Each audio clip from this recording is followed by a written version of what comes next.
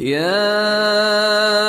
أيها الذين آمنوا لا تقولوا راعنا وقولوا انظرنا واسمعوا وللكافرين عذاب أليم ما يود الذين كفروا من أهل الكتاب ولا المشركين أن ينزل عليكم من خير من ربكم والله يختص برحمته من يشاء والله ذو الفضل العظيم۔ اے اہل ایمان،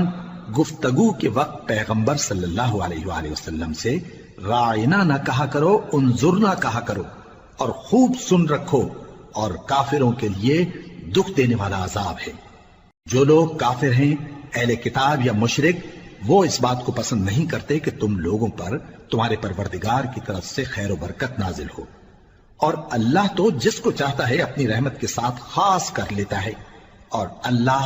بڑے فضل کا مالک ہے۔